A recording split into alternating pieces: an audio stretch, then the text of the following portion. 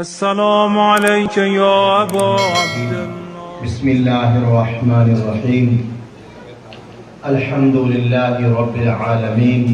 الصلاة والسلام وتحية والإكرام على رسوله الكريم محبوب رب المشرقين والمغربين جد الحسن والحسين مولانا ومولى الثقلين أبي القاسم محمد. اللهم صل على محمد وعلى محمد وعلى أهل بيته الطيبين الطاهرين المعصومين المظلومين المنتخبين المنتجبين ولعنة الله على أعدائهم أجمعين. قال الله تبارك وتعالى وقوله الحق في كتابه المجيد والفرقان الحميد.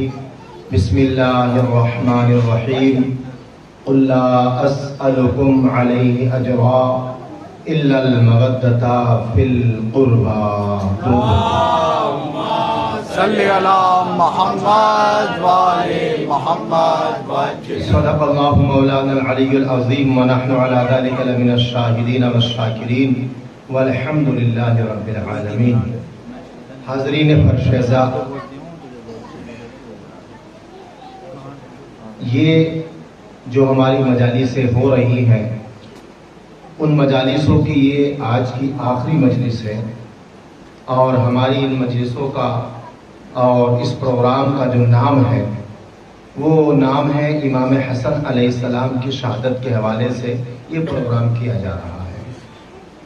آج سے پہلے جو 2 مجلسیں ہوئی ان میں کچھ رسول اللہ کے حوالے سے میں نے آپ سے بات کی، کچھ امام حسن کے حوالے سے بات کی، اور کچھ گفتگو یہ ہوئی کہ امت نے ان معصومین کے ساتھ ان کا کتنا حق ادا کیا ہے اور کتنا نہیں کیا ہے۔ میں نے قرآن کی جو آیت آپ کے سامنے تلاوت فرمائی ہے اس میں اللہ ارشاد فرماتا ہے قُلْ لَا أَسْأَلُكُمْ عَلَيْهِ أَجْرًا، اے محبوب کہہ دو ان مسلمانوں سے میں تم سے کوئی سوال نہیں کرتا إِلَّا الْمَوَدَّةَ فِي الْقُرْبَى، سوائے اس کے کہ تم میرے قرابت داروں سے مودت کیجیے۔ آپ کو یاد ہوگا 21 رمضان کی مجلس میں نے آپ کو مودت اور محبت کا فرق بتایا تھا۔ اب عزیزان محترم، رسول نے کہہ دیا اور اللہ نے کہلوا دیا۔ مسلمانوں سے جب ہم نے پوچھا کہ دین میں داخل ہونے کے بعد کون سی چیز فرض ہے، کون سی چیز واجب ہے، کون سی چیز سنت ہے اور کون سی چیز مستحب ہے، تو مسلمانوں کے تمام گروپوں نے یہ کہا کہ جو حکم اللہ دے وہ واجب ہوتا ہے، فرض ہوتا ہے، اور جو کام رسول کرے یا رسول بتائے وہ سنت ہوتی ہے۔ تو گویا اللہ نے کہا محبوب کہو ان مسلمانوں سے میں تم سے کوئی سوال نہیں کرتا سوائے اس کے کہ تم میرے قرابت داروں سے، میرے قریبیوں سے مودت کیجیے۔ تو اہل بیت سے مودت کرنا نماز، روزے، زکوٰۃ اور حج کی طرح یہ اسی طریقے سے واجب اور فرض ہے جس طرح مسلمان عاقل و بالغ پر نماز اور روزہ رکھنا فرض ہے۔ یہ الگ بات ہے کہ کوئی اس کو مانے یا نہ مانے، کیوں کہ ہمارا جو دین ہے وہ دین ہمیں ملا ہے محمد کے بعد علی سے، علی کے بعد امام حسن سے، امام حسن کے بعد امام حسین سے۔ ہمارا ایک تسلسل جڑا ہوا ہے، ہمارا تسلسل کہیں ٹوٹا نہیں ہے۔ جب آئمہ کا سلسلہ اللہ نے روک دیا اور 12ویں امام کو پردہ غیبت میں بھیج دیا تو آپ کے بعد ایک سلسلہ چلتا ہے، اس سلسلے کو ہم کہتے ہیں تصوف، اس سلسلے کو ہم کہتے ہیں طریقت، اس سلسلے کو ہم کہتے ہیں معرفت، اس سلسلے کو ہم کہتے ہیں حقیقت۔ عزیزان محترم، یہ لائٹ جو جل رہی ہے نا، اگر یہ برابر اس کا وائر، اس کا تار جو ہے وہ برابر وہاں پر اس کے حقوق کے ساتھ جڑا ہوا ہے تو لائٹ آنے میں کوئی پرابلم نہیں ہوگی، کوئی کمی نہیں ہوگی۔ لیکن اگر وہ وائر، وہ تار کہیں نمبر 2 سے کسی کے پاس جوڑ دیا گیا ہے تو آپ نے دیکھا ہوگا وہ لائٹ کبھی آتی ہے کبھی چلی جاتی ہے، اور اگر نہ بھی جائے تو تب ضرور جاتی ہے جب کوئی چیکنگ والے آتے ہیں نا، ڈر کی وجہ سے لوگ خود بخود تار ہٹا دیتے ہیں. تو ہمارا جو تسلسل ہے، ہمارا جو وائر ہے نا، وہ اتنا مضبوط ہے کہ ہندوستان میں غریب نواز سے لے کر کے تمام ائمہ تک ہوتے ہوئے یہ رسول اللہ پر جاتا ہے. ہمارا تسلسل کہیں ٹوٹتا نہیں ہے. اسی لیے ہمارے یہاں جس طرح نماز اور روزہ فرض ہے، اسی طریقے سے محبت اہل بیت بھی فرض ہے.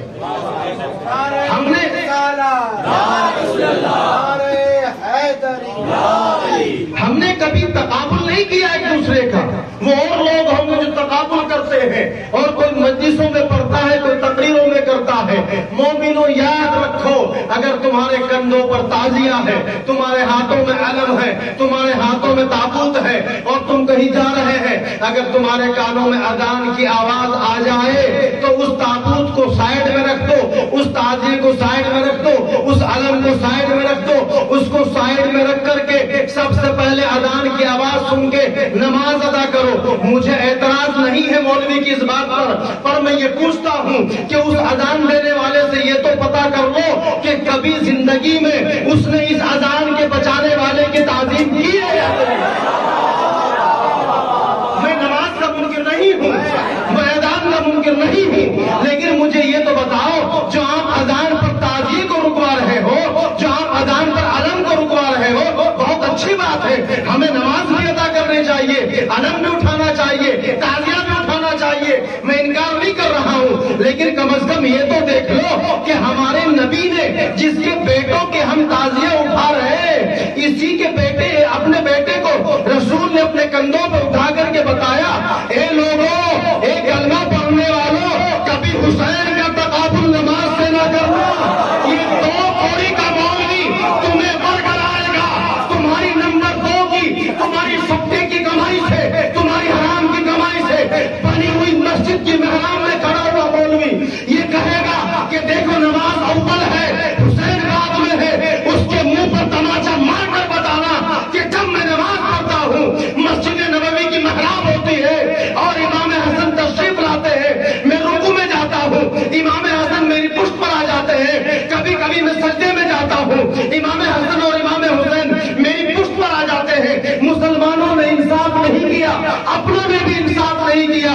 اپنوں نے صرف یہ واقعہ امام حسین کے حوالے سے پڑھا ہے، جبکہ تاریخ یہ بتاتی ہے کہ رسول کی پشت مبارک پر جتنی مرتبہ امام حسین کر رہے ہیں، اس سے کئی مرتبہ 2، 3، 4 گنا زیادہ امام حسن سوار ہوئے ہیں. اور تمام مسلمانوں نے امام حسین کے پشت پر جانے کے بعد رسول کی تسبیح کی تعداد بتائی ہے کہ رسول کے سجدے کے عالم میں جب حسین پشت مبارک پر گئے تو رسول نے 72 مرتبہ سبحان ربی الاعلیٰ پڑھا. مسلمانوں، جب امام کا بتا رہے ہو، ایک امام کا کہ 72 مرتبہ پڑھا، تو ان کے علاوہ جب امام حسن پشت پر آئے تو ان کی تعداد بھی تو بتا دو کتنی مرتبہ سبحان ربی الاعلیٰ.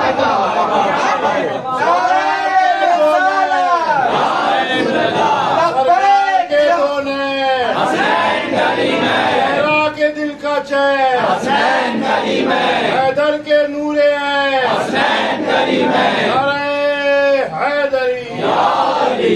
نہیں بتایا جاتا. تاریخ میں پڑھ لیں، ہمارے ہندوستان آپ کے بھوپال کے بہت قریب ہے. آپ کے اسٹیٹ کی غالباً راجدھانی کیپٹل ہے. وہاں کے ایک مولوی گزرے ہیں، ان کا نام ہے سید صدیق حسن خان بھوپالی، جو بعد میں بہت بڑے جو ہے وہ وہابیزم میں چلے گئے تھے. لیکن جتنی تاریخ انہوں نے اہل بیت کی لکھی ہے، اور اہل بیت کے ساتھ ساتھ جتنی تاریخ انہوں نے اہل بیت میں مولا کائنات اور امام حسن کی لکھی ہے، اتنی کسی کی نہیں لکھی. وہ لکھتے ہیں اپنی کتاب میں تذکرہ ائمہ اثنا عشر، 12 اماموں کا تذکرہ. اس کتاب کے پیج نمبر 8 سے لے کر کے 28 تک وہ لکھتے ہیں کہ سب سے زیادہ رسول کی نماز میں، جو رسول کی کبھی رکوع میں کبھی سجدے میں جو رسول کی نماز میں سوار ہوئے ہیں، تو وہ سب سے زیادہ امام حسن ہوئے ہیں. اور امام حسن آتے تھے. مجھے مسلمانوں آپ کی اس روایت سے اعتراض نہیں ہے. کوئی وہابی لکھے یا کوئی سلفی لکھے، کوئی دیوبندی لکھے یا بریلوی لکھے، مجھے اعتراض نہیں نہیں ہے، مجھے اس سے بھی اعتراض نہیں ہے کہ کوئی شیعہ لکھتا ہے یا سنی، میں ہاتھ جوڑ کر یہ کہتا ہوں مجھے یہ بتا دو، نماز اور عزاداری کا تقابل کرنے والوں، نماز اور تعزیے کا تقابل کرنے والوں، نماز اور علم کا تقابل کرنے والوں، مجھے بس اتنا بتا دو، جب میرے آقا مدینے کی محراب میں وہ مسجد جو صحابہ کی پاک کمائی سے بنی ہو، اس مسجد میں جس میں رسول نماز پڑھاتے ہو اور رسول نماز پڑھ رہے ہو، رسول کی پشت مبارک پر جب امام حسن یا امام حسین تشریف لائے تو مجھے بتا دو کبھی رسول نے اپنی پوری لائف میں، اپنی پوری زندگی میں ایک مرتبہ یہ کہا ہو حسن بیٹا ادھر جاؤ، حسین بیٹا ادھر جاؤ، میں اللہ کی عبادت کر رہا ہوں؟ سنیے سنیے سنیے، بلکہ صحابہ نے جب پوچھا یا رسول اللہ آپ ہمیشہ چھوٹا سجدہ کیا کرتے تھے، بچہ آپ کی پشت پر آیا تو آپ نے سجدے کو طول دے دیا، رسول نے کہا خاموش ہو جا، اس بچے کو بچہ نہ کہنا، یہ میری نماز کی معراج ہے۔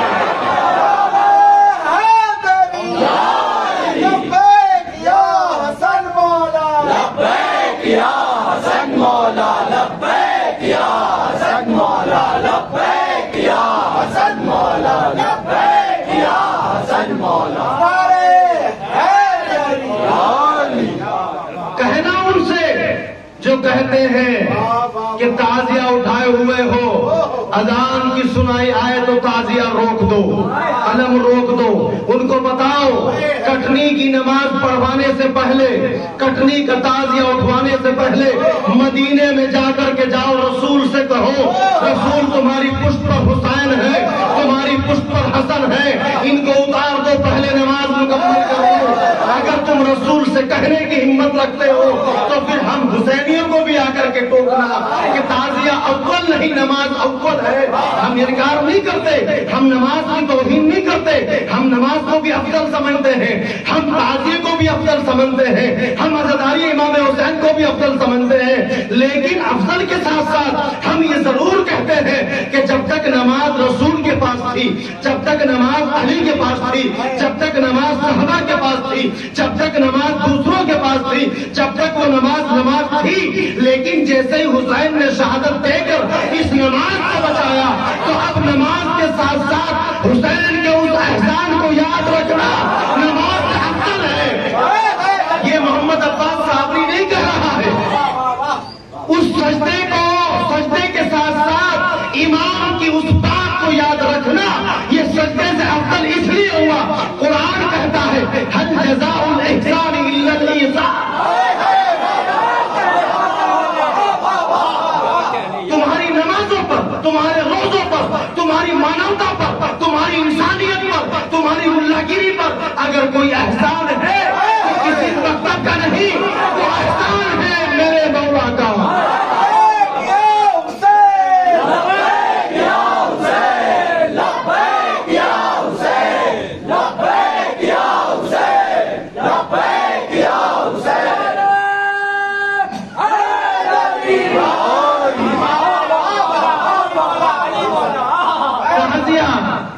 تعزیہ رکھ لیا کرو بھائی، ملا کچھ کہہ دیں گے، لوگ کیا کہیں گے۔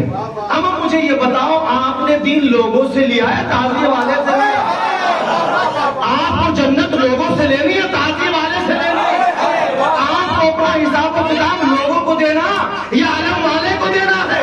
اگر جنت لوگوں سے لینی ہے تو لوگوں کی فکر کیجئے، اگر جنت امامین کریمین سے لینی ہے تو پھر ان کی رضا کی فکر کیجئے۔ یہ کس طریقے سے سرکار کے دونے حسین کریم ہے، سرکار کے دونے حسین کریم ہے، حیدری۔ لیکن حقیقت یہ ہے ہمارے بچوں کو نئے نئے شوشے دیے جاتے ہیں، نئے نئے، ٹوپی پہننا ہے نہیں پہننا ہے، پاجامہ کتنا اونچا رکھنا ہے، داڑھی کتنی لمبی رکھنی ہے، یہ ساری چیزیں بتائی جاتی ہے، لیکن یہ نہیں بتایا جاتا کہ جس رسول کی داڑھی کی بات کر رہے ہو، جس رسول کے پاجامے کی بات کر رہے ہو، جس رسول کے دین کی بات کر رہے ہو، ایک مرتبہ یہ تو بتا دو اس رسول کی داڑھی کو تمہیں بتانے والا کون ہے؟ اس رسول کے پاجامے کو تمہیں بتانے والا کون ہے؟ اس رسول کے دین کو تمہیں بتانے والا کون ہے؟ پتہ یہ چلتا ہے آج کے بہت بڑے اپنے آپ کو مجدد کہنے اور لکھوانے والے وہ بھی یہ کہتے ہیں برابر کے ملک میں رہتے ہیں، اپنے نام کے ساتھ قادری بھی لگاتے ہیں. مجھے نام لینے میں بھی کوئی اعتراض نہیں ہے، نہ مجھے بھات لینا ہے، نہ مجھے ان سے نمازیں بخشوانی ہے، نہ مجھے ان سے روزے بخشوانے ہیں. نام ہے طاہر القادری صاحب. وہ بھی بہت ساری باتیں کرتے ہیں، اپنی تمام باتوں میں ایک جملہ کہتے ہیں کہ دیکھیے اس دین پر، اس ایمان پر، اس اسلام پر، یہ اسلام اور یہ دین، یہ ایمان ایک زمانے میں محمدی تھا، رسول کے زمانے تک محمدی تھا، لیکن سن 60 ہجری میں یہ دین محمدی نہیں بچا تھا. یہ دین اسلام، یہ اسلام محمدی نہیں بچا تھا، بلکہ اس اسلام کی شکل کو موڑنے کی لوگوں نے بڑی کوشش کی. آج جو ہم 60 ہجری میں یاد کرتے ہیں، 60 ہجری سے پہلے 50 ہجری میں، 50 ہجری سے پہلے 40 ہجری میں، 41 ہجری میں اسی اسلام کو، اسی کربلا والے دشمن کے باپ نے اس اسلام کو موڑنا چاہا، اس اسلام کی شکل بگاڑنی چاہی. مسلمانوں، میرے نوجوانوں، اس دل پر ہاتھ رکھ کر مجھے یہ بتاؤ، ہم پر کفر کا فتویٰ کیوں لگتا ہے؟ ہمیں برا کیوں کہا جاتا ہے؟ ہمیں جہنمی کیوں کہا جاتا ہے؟ صرف اس لیے کہ ہم بلا فصل علی کو اپنا پہلا مولا. سنو، ہم پر اس لیے کفر کا فتویٰ لگتا ہے کہ تم نے بلا فضل مانا ہے، تم نے صحابہ کی تعظیم نہیں کی، تم نے خلیفاؤں کی تعظیم نہیں کی. مجھے بتاؤ، اگر چاروں خلفاء میں سے کسی کی تعظیم نہ کرنا کفر ہے، آپ اپنے مسئلے پر اٹل رہنا، آپ اپنی گفتگو پر اٹل رہنا. ہم نے حضرت ابوبکر کو نہیں مانا تو ہم کافر، ہم نے حضرت عمر کو نہیں مانا تو ہم کافر، ہم نے حضرت عثمان کو نہیں مانا تو ہم کافر، ہم نے حضرت علی کو مانا، ہم نے حضرت علی کو مانا. کا یہ مومن کی پہچان ہے. لیکن ان چاروں خلیفاؤں کو آپ کیا مانتے ہیں؟ تمام مسلمانوں نے لکھا کہ 5 خلیفہ برحق ہیں، اور وہ خلافت راشدہ میں 5 خلیفہ آتے ہیں: ابوبکر، عمر، عثمان، علی اور حسن. 5 بتایا جاتا ہے. مجھے بتاؤ، اگر ان 5 میں سے کسی ایک کا انکار کرنا ہمارے لیے کفر ہے تو مجھے بتاؤ، بس فیصلہ خود کرنا. مسئلہ آپ کا، کتاب آپ کی، عقل آپ کا، دماغ آپ کا، ہاتھ آپ کا، جوتا آپ کا. مجھے یہ بتاؤ، جب 5 چوتھے امام نے، چوتھے خلیفہ نے مسلمانوں کے خلافت کا دعویٰ کیا، خلافت کا اعلان کیا بقول آپ کے، تو آپ کے ماموں نے اس خلافت کی بغاوت کیوں کی؟ اس بغاوت کرنے پر اگر تم اس کو صحابی مانتے ہو، اگر تم اس کو کاتب وحی مانتے ہو، تو جو فتویٰ ایک خلیفہ کے انکار کرنے پر تم ہم پر لگاتے ہو، وہی خلیفہ وہی فتویٰ اس پر لگاؤ جس نے علی کی خلافت کا انکار.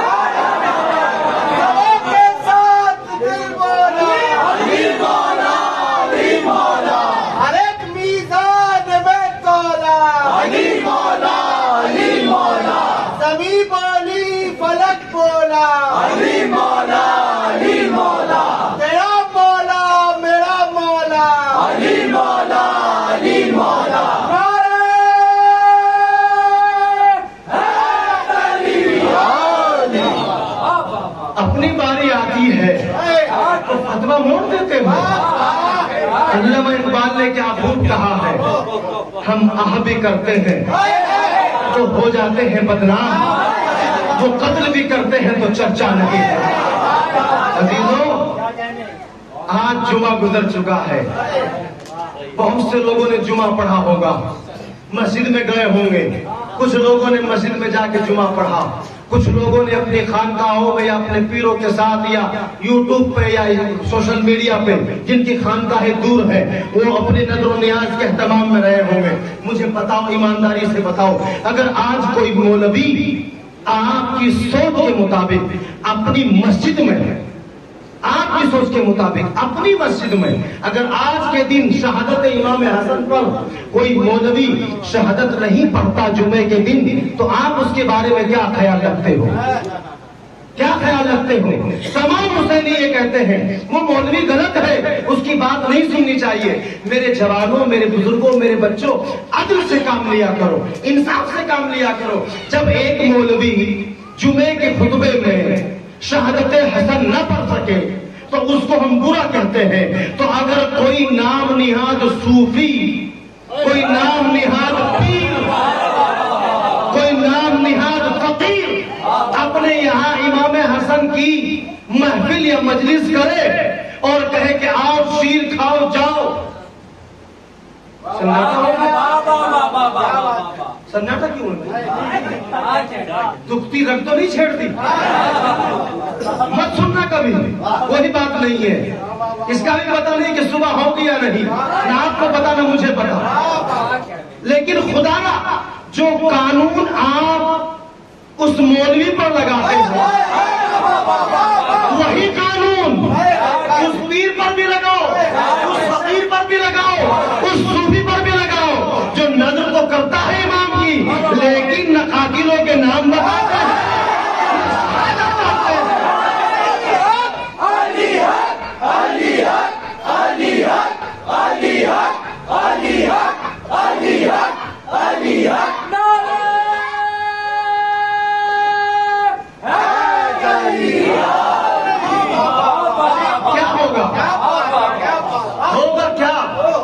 اگر آپ نے انہیں کچھ کہہ دیا کیا ہوگا؟ آپ کا ایمان ختم ہو جائے گا۔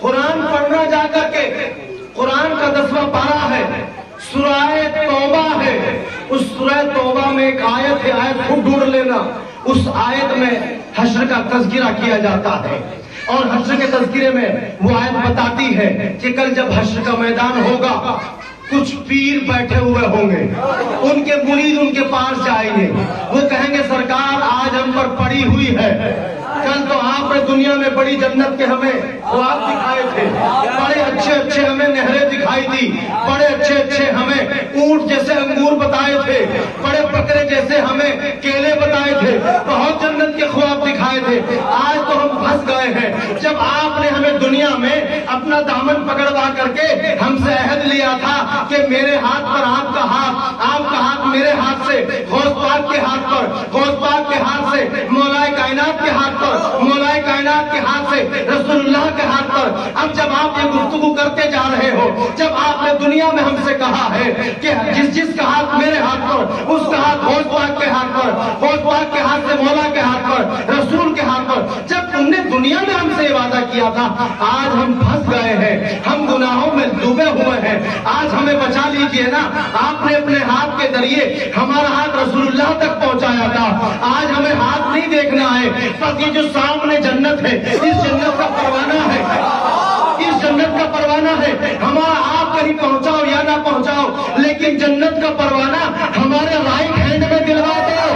تو یہ پیر قرآن کہتا ہے، قرآن کہتا ہے، یہ پیر کہے گا ارے ہم سے دور ہو جاؤ، تم اپنی سنا رہے ہو، میں اپنی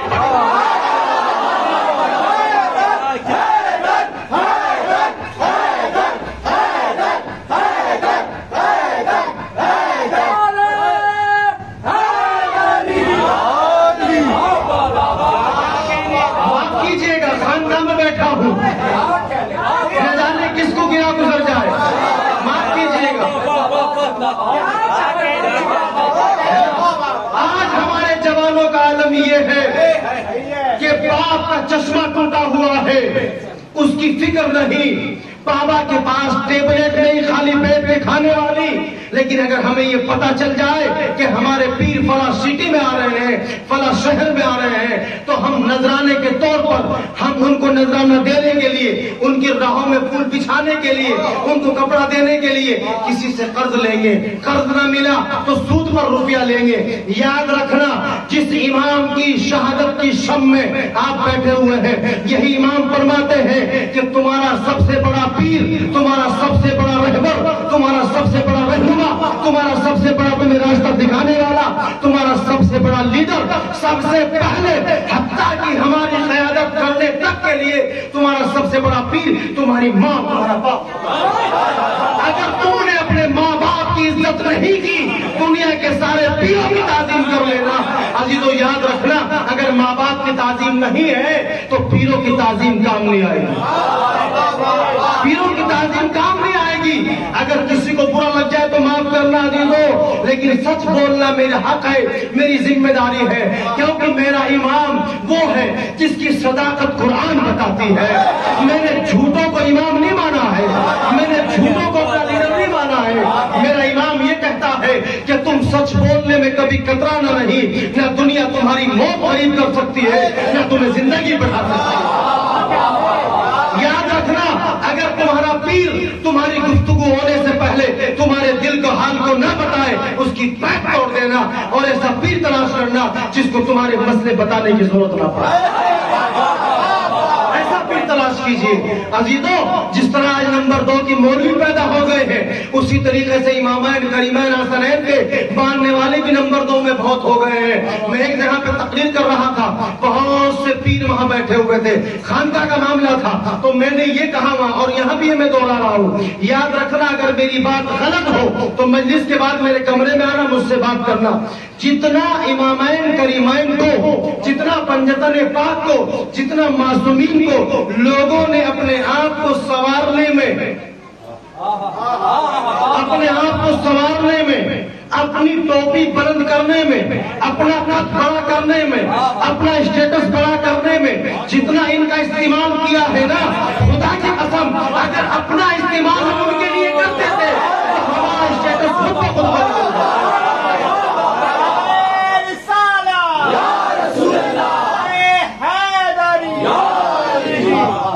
کسی ایک ولی کی سیرت اٹھا کر کے پڑھیے جس کی ولایت پر سب قائم ہے، جس کی ولایت پر کوئی منکر نہیں ہے، اس ولی کی سیرت کو اٹھا کر کے پڑھو۔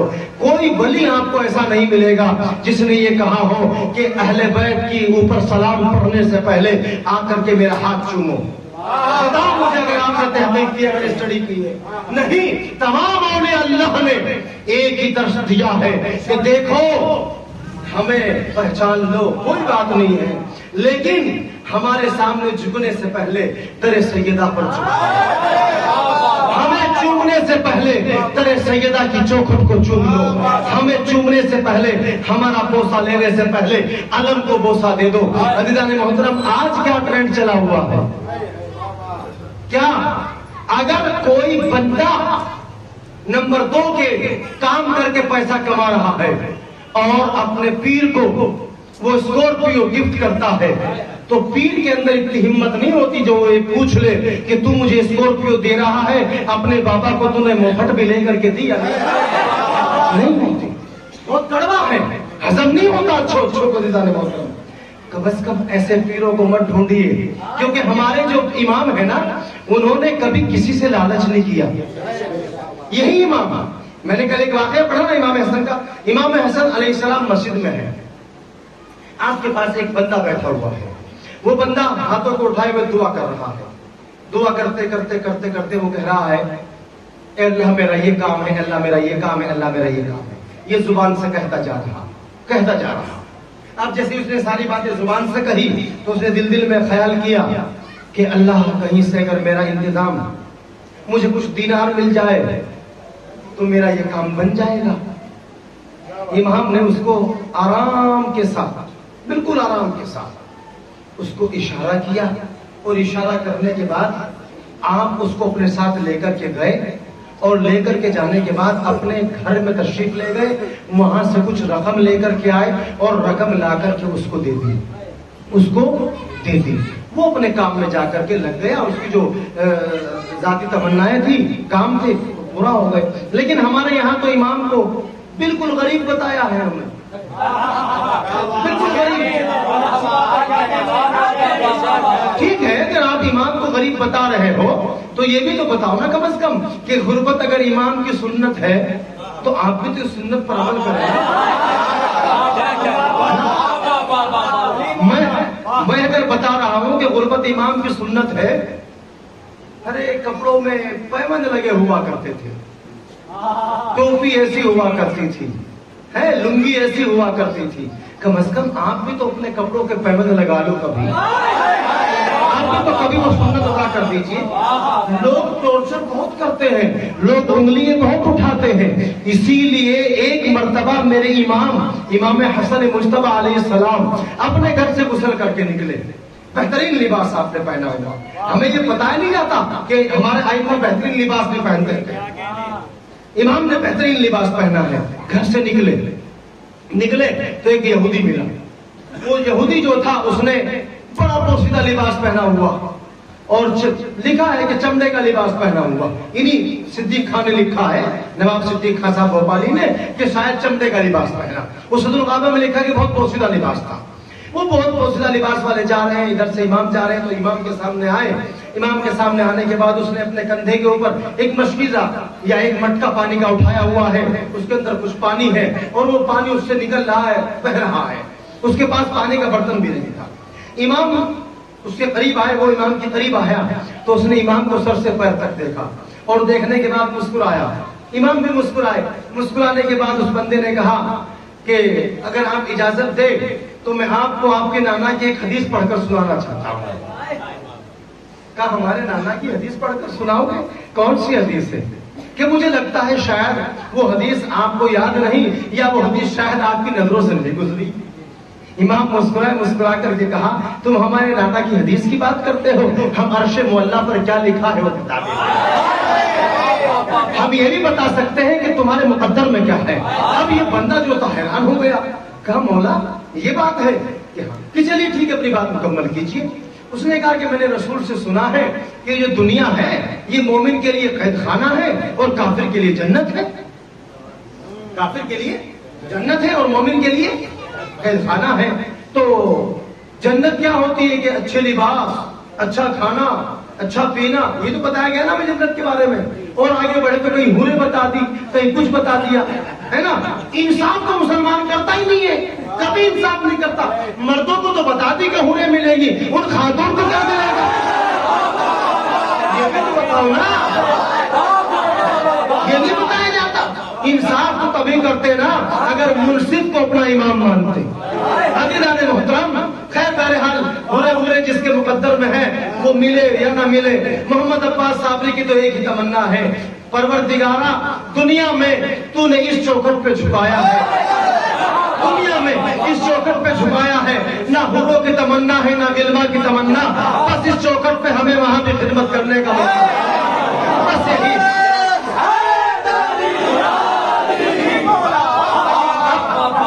اب امام حسن نے اس بندے سے کہا, اور بندے سے کہنے کے بعد کہا اچھا ٹھیک ہے حدیث مکمل ہو گئی. کہ ہاں حدیث مکمل ہو گئی. میں یہ جاننا چاہتا ہوں جب یہ دنیا مومن کے لیے قید خانہ ہے تو آپ تو امیر المومنین ہیں, آپ تو مومنوں کے مولا ہیں, آپ نے اچھا لباس پہنا ہے, میرا لباس پھٹا ہوا ہے. جب آپ کا لباس اتنا اچھا ہے تو آپ کے گھر میں مٹکا بھی اچھا ہوگا, میرا مٹکا بھی ٹوٹا ہوا ہے. امام مسکرا کر کے کہا اے بندے خدا سن, تو اپنی بات مکمل کر چکا, ہماری بات سن. اگر تو اس امیر المؤمنین کا مقام پہچان لے, اس کی توقیر کو جان لے, اس کی تعظیم کو پہچان لے, یا یوں کہوں اپنے الفاظ میں کہ اگر تو اس کی مسلک کو پہچان لے, اگر تو اس کی گدی کو پہچان لے, اگر تو اس کی مقام کو پہچان لے, تو یاد رکھنا اس مقام سے کئی گنا ہے یہ دنیا کا لباس ہے. اور اگر تم اپنے مقام کو پہچان لے, اگر تم اپنے مقام کو پہچان لے تو تو اس مقام کو پہچاننے کے بعد یہ دعا کرے گا کہ پروردگار واقعی اس مقام سے کئی گنا زیادہ اچھا میرے دنیا میں لباس پہنا ہوا, یہ لباس پہنا ہوا ہے. عزیزان محترم, میرے امام جانتے ہیں کیوں اس کو بتا رہے ہیں, اس واقعے سے ہمیں سبق کیا ملا. میرے امام خالی مجھے اور آپ ہی کو نہیں جانتے کہ کس کا مقام جنت ہے کس کا مقام دوزخ ہے, بلکہ امام حسن مجتبی اس شخصیت کو کہا جاتا ہے جو یہودیوں کے مقام کو بھی جانتا ہے نا. عزیزان محترم, آپ کا گھر ہے, آپ کے گھر کو آپ سے اچھا کون جان سکتا ہے؟ کوئی نہیں جان سکتا نا. آپ کو معلوم ہے کہ اگر میرے گھر میں مولانا آئیں گے تو ان کو کہاں بٹھاؤں گا, میرے گھر میں میرے پیر مرشد آئیں گے ان کو کہاں بٹھاؤں گا, میرے گھر میں کون آئے گا کس کی کون سی جگہ ہے, تو امام آپ سے بہتر کوئی نہیں جانتا نا. اور اگر کوئی گاؤں کا بستی کا آپ کے محلے کا صفائی کرنے والا آ گیا تو آپ اس کو کہاں بٹھائیں گے, یہ بھی آپ سے بہتر کوئی نہیں جانتا. تو جنت کے مالک کون ہے؟ جنت کے مالک کون ہے؟ تو جب وہ مالک ہے مختار ہے تو وہ جانتے ہیں کہ کون کہاں جائے گا اور کہاں نہیں جائے گا, ہے نا. آپ جو دعویٰ کرتے ہو کہ اللہ یوں ہے اللہ یوں ہے اللہ یوں ہے, مرتبہ پہچان لیا. آپ رسول کی باتیں کرتے ہو, ہمارے بچوں کو رسول کی کملی میں الجھا دیا کہ علی کملی, زلفے, دہاڑی, عزا, فلا اور فلا، یہ بھی تو بتائیے. وہ زلفے میں نے پڑھا، لیکن وہ چادر، جس چادر کی آپ کہہ رہے کہ وہ قرآن میں سورت نازل ہوئی ہے، وہ چادر آئی کس لیے تھی؟ وہ چادر خالی رسول کو اپنے کندھے پر رکھنے کے لیے نہیں آئی تھی. اس چادر کے مقام کو پوچھو ان مولویوں سے، اور مولوی سے مت پوچھو، قرآن سے پوچھ لو. قرآن سے پوچھ لو نا. سناٹا ہو گیا آپ نے وہ آیت کثیر نہیں پڑھی. آیت کثیر پڑھی کہ نہیں پڑھی؟ رسول نے اپنی چادر کو پھیلایا، اس کے اندر کچھ تنوں کو لیا، پتا چلا یہ چادر رسول کے خالی کندھے پر رکھنے کے لیے نہیں آئی تھی، بلکہ یہ کبھی اہل بیت کے سر میں ڈلنے کے لیے آئی تھی، کبھی شہزادی کے لیے مسند بننے کے لیے آئی تھی. یہ بھی تو بتائیے نا. آپ رسول کے مقام کو کیا سمجھیں گے؟ ابھی تو اگر آپ کو کوئی مولا کائنات کے مقام کو بتا دیتا ہے، امام حسن کے مقام کو بتا دیتا ہے، تو آپ کے پیٹ میں درد ہونا شروع ہو جاتا ہے. کیا رسول سے بڑھا دیا، رسول سے آگے نکال دیا؟ مسلمانوں اتنا بتا دو، ہم ہاتھ جوڑ کے گزارش کرتے ہیں، اتنا بتا دو کہ رسول کی حد ہے کہاں؟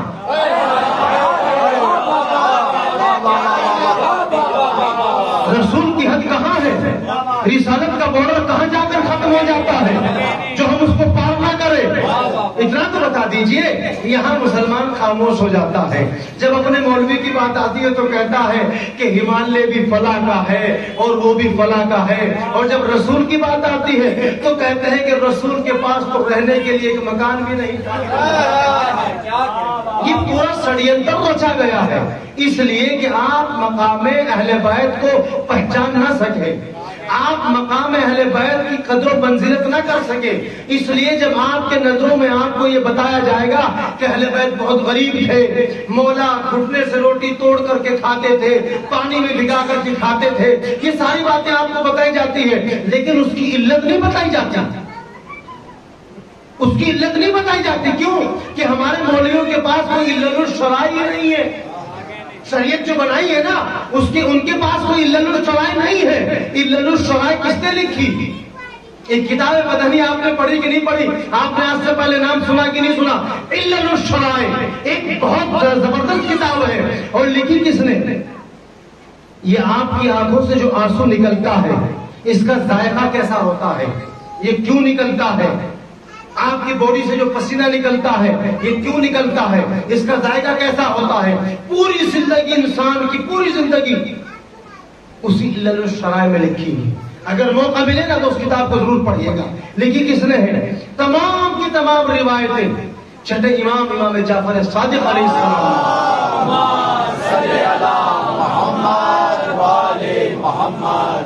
آپ کو خالی مولوی سے اگر جنت کی بات کرنے لگ جاؤ نا، وہ یہ تو بتا دیں گے کہ جہاں تک آپ کی نظر جائے گی وہاں تک آپ کی جنت. اور اس سے پوچھے بھائی دنیا میں کوئی اس کی دلیل ہے؟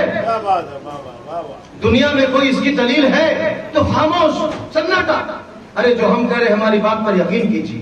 بھائی آپ کون سے ہمارے لیے قرآن کی دلیل ہے کہ آپ کی بات کو ماننا واجب ہے؟ کون ہے آپ کہ آپ کے لیے قرآن نے کہا ہو؟ جس کے لیے قرآن نے کہا ہے، جس کے لیے قرآن نے کہا فوق صوت النبی، اپنی آواز نبی کی آواز سے بلند نہ کرو. ان پر کوئی فتویٰ نہیں ہے، ان پر کوئی مسئلہ نہیں ہے. اگر ہم ایک مولوی سے آواز اونچی کر لیتے ہیں، کہہ دیتے ہیں گمراہ ہو گیا ہے.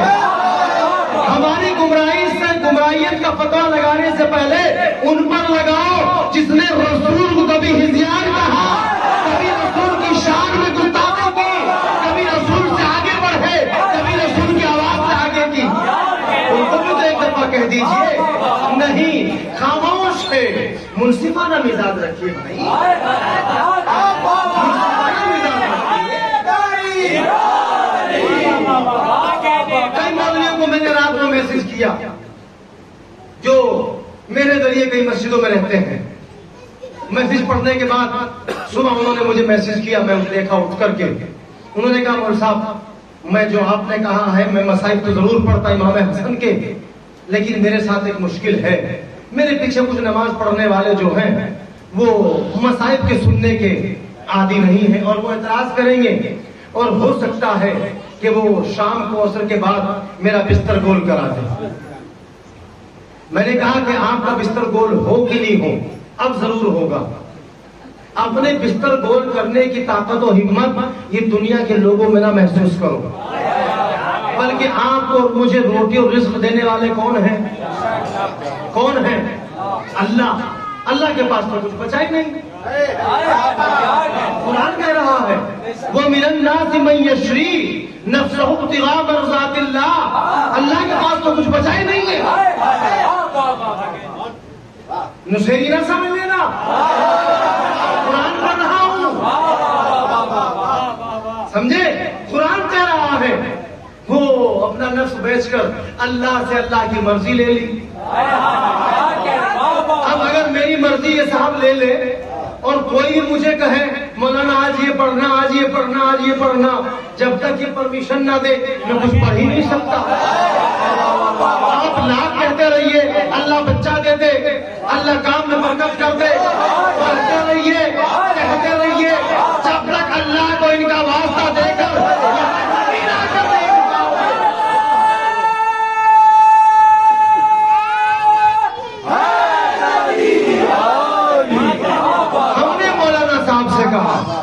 ہم نے مولانا سے کہا مولانا آپ اتنا کام کر دیجئے، اگر مصائب نہیں پڑھ سکتے تو صرف آپ اتنا پڑھ دیجئے کہ امام حسن کو زہر دینے والا کون تھا، امام حسن کو زہر دلانے والا کون تھا. کہا اگر یہ پڑھیں گے تو پھر تکلیف میں آئیں گے. اچھا یہ بھی مت کیجئے، اتنا تو کر سکتے ہیں نا کہ آپ اپنے خطبے سے پہلے یہ کہہ دیجئے کہ لوگوں میرے ساتھ آمین کہو اور میرے ساتھ لعنت کہو. اتنا تو کہہ سکتے ہو نا کہ صاحب آمین تو کہلوا سکتے، لعنت نہیں کہلوا سکتے. کیوں؟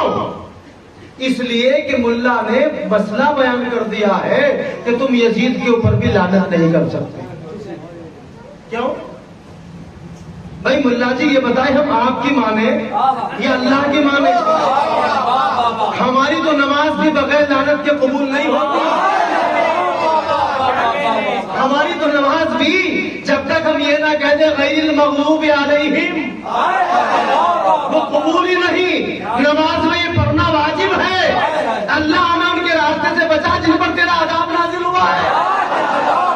یہی تو تبرہ ہے، یہی تو لعنت ہے، یہی تو ملامت ہے، یہی تو بیزاری ہے.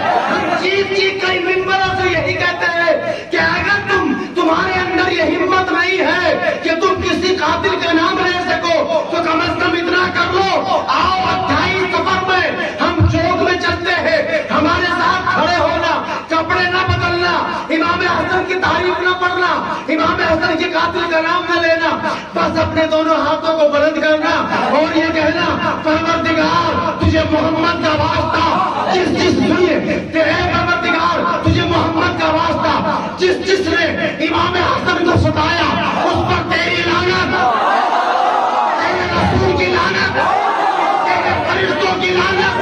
اس کا چہرہ اتر جائے پتہ لگ جائے گا کہ اس کا تعلق قاتل سے. لبیک یا حسن مولا، لبیک یا حسن مولا، لبیک یا حسن مولا، لبیک یا حسن مولا، لبیک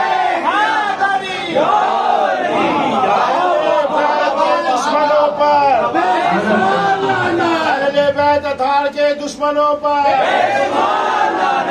بیت اتھار کے دشمنوں پر. 28 آتی ہے، لائٹ بند کر دیتے ہیں، روتے ہیں. 9 محرم آتا ہے، 10 آتا ہے، روتے ہیں. انہوں نے ہی مارا ہے، یہی رو رہے ہیں، اپنے گناہوں کو معاف کرا رہے ہیں. اچھا ٹھیک ہے، اگر ہمارے والوں نے مارا ہے، رونے والوں نے مارا ہے تو آئیے نا آپ ہمارے ساتھ مل کر کے روئیے مت، ہمارے ساتھ کپڑے مت بدلیے. اتنا تو کہہ دیجئے پروردگارا تو اس پر لعنت کر، تیری لعنت، تیرے محبوب کی لعنت، تیرے فرشتوں کی لعنت، مومنین کی لعنت. جس نے حسین کو قتل کیا، جس نے حسن کو قتل کیا، اور آگے بڑھے جس نے ہماری ماں کو قتل کیا، اور آگے بڑھے جس نے جناب زہرا کو قتل کیا. یاد رکھو مومنو، کسی کے نام لینے کی ضرورت نہیں ہے، اچھے اچھوں کے شجروں کا پتہ چل جائے گا. یہ شجرے جو آپ اٹھائے پھر رہے ہیں نا، ان شجروں کا پتہ چلے گا کہ کس پیر کے پاس حسینی سجدہ ہے، کس کے پاس حسینی سجدہ ہے۔ زندہ باد زندہ باد یزیدیت مرد آباد یزیدیت مرد آباد اہل بیت کے دشمنوں پہ لعنت۔ نہیں، ہم تو محبت والے ہیں، ہم تو خانقاہ والے ہیں، ہم لعنت نہیں کر سکتے، یہ تو مولویوں کا کام ہے بھائی۔ ہمارے یہاں سے تو محبت کا پیغام جاتا ہے۔ ارے پیر صاحب، ارے خانقاہ والوں، تم اللہ سے بڑھ گئے ہو، تم رسول سے بڑھ گئے ہو۔ جب اللہ نے اہل بیت کے مقابل آنے والوں کا قرآن میں لعنت کی ہے۔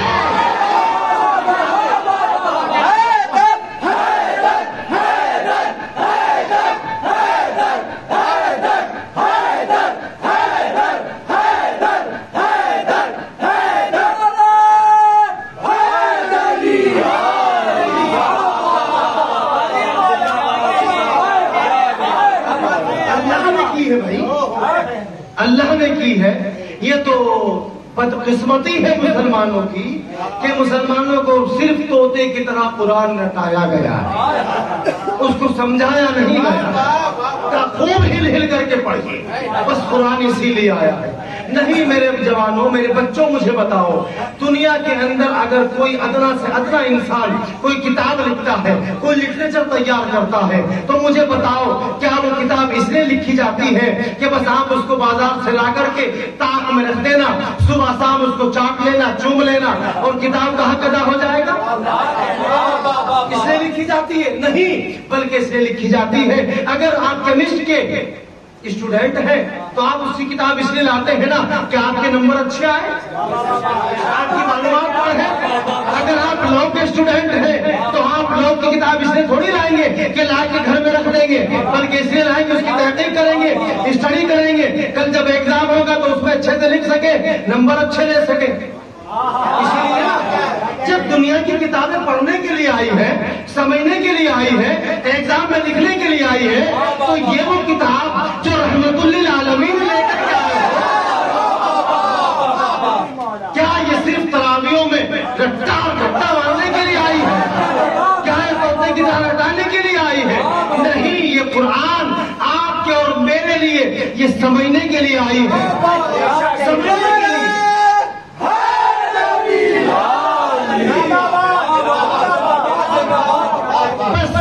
قرآن کو دیکھ لیجئے عبادت ہو جائے گی، قرآن کو چوم لیجئے عبادت ہو جائے گی۔ عزیزان محترم، ہمارے مولانا صاحب ملا جی یہ تو بتا دو، یہ جس قرآن کی آپ بات کر رہے ہو یہ بنا کہاں ہے؟ اس کا میٹیریل کہاں سے آیا ہے؟ کیا پتہ نہیں کون شرما جی تھے ان کی کمپنی سے کاغذ آیا، کون گپتا جی تھے ان کے یہاں سے سیاہی آئی، کون تاج والے تھے ان کے پرنٹ پہ چھپا۔ جب یہ کسی گپتا اور شرما کے پرنٹ اور کاغذ پہ چھپنے کے بعد بابرکت ہو سکتا ہے، تو اگر اس کا اصل قرآن علی اور فاطمہ کے کارخانے میں بنا،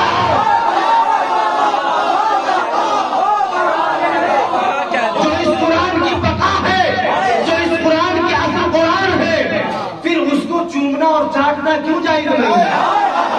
اس کو گھر میں رکھنا کیوں برکت ہے؟ اس لیے کہ کل بتایا تھا یہ ایویڈنس ہے، یہ ثبوت ہے، اس لیے کہ ہمارا تعلق مقتول سے ہے، قاتل سے نہیں ہے۔ اس لیے مولوی کہتا ہے اس کو گھر میں نہ رکھو، اگر اس سے اتنی تکلیف ہے، اس سے اتنی جلد ہے تو آؤ اپنی لائبریریوں سے وسعت اللمات اٹھا کر کے باہر گرا دو۔ اس لیے وسعت اللمات کے اندر شیخ عبدالحق موتی سے دہلوی نے لکھا، اے لوگوں جب تم دعا کرو، جب تم نماز پڑھو، ساری دعاؤں میں، ساری نمازوں میں، ساری عبادتوں میں ایک دعا ضرور کرنا، پروردگار جب حشر کا میدان ہوگا کوئی سایہ نہیں ہوگا، تیرا محبوب ہوگا، اس محبوب کا ایک اور محبوب ہوگا، اس محبوب کے ہاتھ میں، اس محبوب کے ہاتھ میں ایک علم ہوگا۔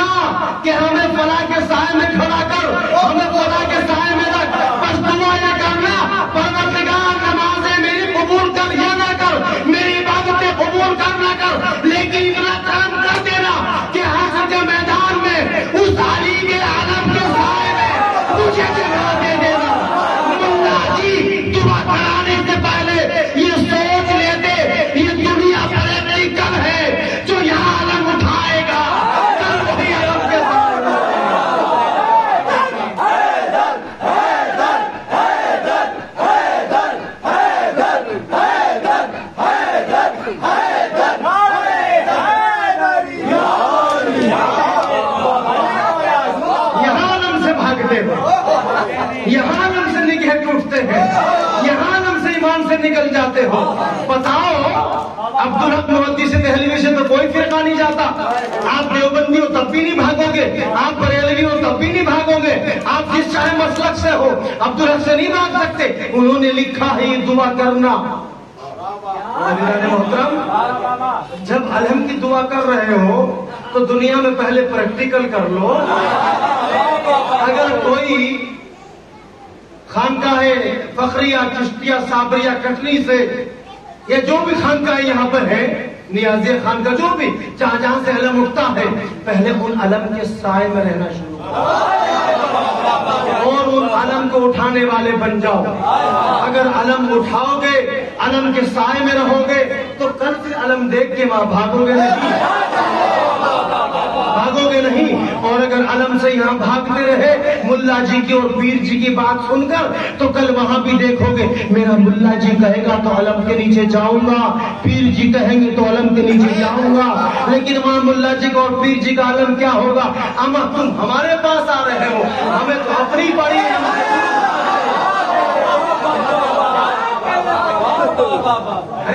اور اگر یہ علم آپ کو نصیب ہو جائے نا تو یہ مت کہنا کہ میرے پاس علم ہے، میرے گھر میں علم ہے، یہ مت کہنا میرے گھر میں علم ہے، بلکہ یہ کہنا میرے گھر پہ علم ہے، یہ مت کہنا، بلکہ یہ کہنا کہ ہم عباس کے علم کے سائے میں ہمارے گھر میں عباس کا علم ہے، ہمارے گھر میں امام حسن کا روزہ ہے، ہمارے گھر میں امام حسین کا تعزیہ ہے، ہمارے گھر میں امام حسین کے لال علی اصغر کا جھولا ہے۔ کیوں عزیزان محترم؟ اس میں میرا کمال نہیں ہے کہ میں جھولا اٹھاؤں، اس میں میرا کمال نہیں ہے کہ میں علم اٹھاؤں، اس میں میرا کمال نہیں ہے کہ میں تعزیہ اٹھاؤں، بلکہ یہ کمال ہے ان کا جنہوں نے مجھے اس کے لیے چنا۔ علی حق، علی حق، علی حق، علی حق، علی حق، علی حق، علی حق۔ یہ کمال ہے ان کا جنہوں نے مجھے اس کام کے لیے چنا ہے۔ عزیزان محترم، چننا بڑی بات ہوتی ہے اور اپنے آپ سے کہہ دینا یہ کوئی بات نہیں ہوتی۔ آپ اپنے اس کٹنی شہر کے پارشد کو، آپ اس کٹنی کے شہر کے میئر کو کتنا بھی یاد کرتے رہیے، کوئی فائدہ ہونے والا آپ کو نہیں ہے جب تک کہ آپ کی نشاندہی وہ کر کے یہ نہ بتا دے کہ ایشور پوری باڑ میں ہمارا فلاں بندہ، یہ فلاں بندہ ہمارا رہتا ہے۔ ایمانداری سے بتائیے، اگر آپ کا میئر آپ کی نشاندہی کر دے تو دنیا کا کوئی آئی پی ایس آئے، ڈی آئی جی آئے، آئی ایس آئے، آئی پی ایس آئے، جب بھی وہ آپ کے مکان سے نکلے گا اور جب وہ میئر کا نشان دیکھے گا کہ یہ میئر کے چاہنے والے کا گھر ہے، ایمانداری سے بتاؤ وہ آپ کے گھر کی طرف نظر اٹھا کر دیکھے گا؟ نہیں، بلکہ وہ آپ کے گھر پہ نتمستک کر کے جائے گا۔ تو یاد رکھنا، اپنے گھروں کو اپنی مرضی سے نہیں اور اپنی مرضی سے چنندہ نہ بناؤ، بلکہ اپنے گھروں میں یہ علم اور تعزیے رکھ کر کے اپنی پہچان بنا دو کہ جب یہاں سے کچھ رحمت کے فرشتے نکلے، یہاں سے کوئی فرشتہ نکلے تو وہ علی کی غلامی پیش کرتے ہوئے یہ محسوس کرے کہ یہ جو مکان دیکھ رہے ہو اس میں علم علی لگا ہوا، اس میں تعزیہ حسن رکھا ہوا، اس میں روزہ حسین رکھا ہوا۔ اس چوکھٹ کو ہم چوم کر کے جائیں گے، اس چوکھٹ کو ہم نتمستک کر کے جائیں گے۔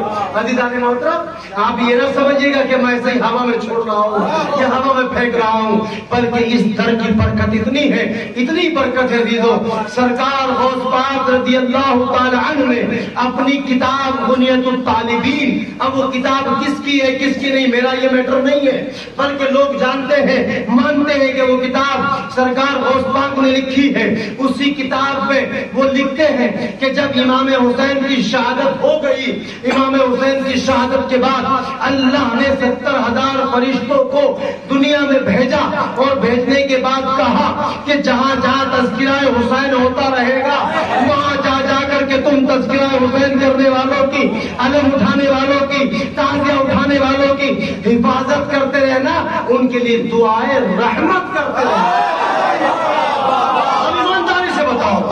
ایمانداری سے بتاؤ، ہمارا کاروبار بڑا نہیں، ہماری دکانیں بڑی نہیں، ہمارے پاس دھندا بڑا نہیں، اس کے باوجود بھی جب سونے کا من ہوتا अच्छे से सो जाते हैं, जब उठने का मन होता है तो अच्छे से उठ जाते हैं। हम एक साल के अंदर हम कम से कम 28 दिनों की छुट्टियां रखते हैं। हम मुहर्रम में 10 दिनों की छुट्टियां रखते हैं। अज़ीज़ान मोहतरम, उसके बावजूद ना कभी हमारे कपड़ों की परहेज छूटती है, ना कभी हमारे दस्तरखान की लज्जत खत्म होती है, ना कभी हमारे मकानों की रंग रोगत खत्म होती है। इसका रीजन क्या है?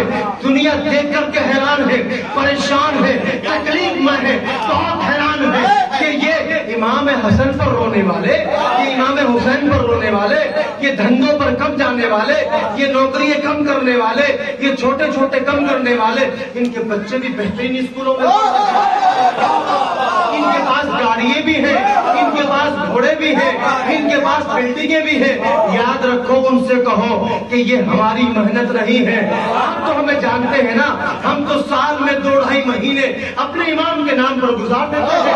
कभी दुकान बंद रखते हैं, कभी मकान बंद रखते हैं, लेकिन उसके बावजूद भी हम 365 दिनों में से हम कुल अपने यहाँ 230 दुकान खोलते हैं या 165 दिन दुकान खोलते हैं, लेकिन उसके बावजूद भी तुम 365 रातें तुम दुकानों पर जा करके सर फोड़ करके अपने परेशान हो गए, तावीज बांध कर चंद्रा मंत्र ला करके तक हो गए। लेकिन उसके बावजूद भी जब हम शटर उठाते हैं तो या अली, जब शटर डालते हैं न जाने इस या अली में कितनी बरकत है कि गल्ला खोलते हैं तो इतनी बरकत होती है। अगर बच्चों की फीस भरनी है तो पता नहीं चलता, अगर बच्चों को ड्रेस देनी है तो पता नहीं चलता, अगर बच्चों का एडमिशन कराना है तो पता नहीं चलता। अज़ीज़ान मोहतरम, ये करम किसका है? ये नवाजिश किसकी है? ये इनायत किसकी है? ये इनायत उनकी है, ये करम उनका है, ये नवाजिश उनकी है कि जिनके दर से फरिश्तों को रोजी मिलती है।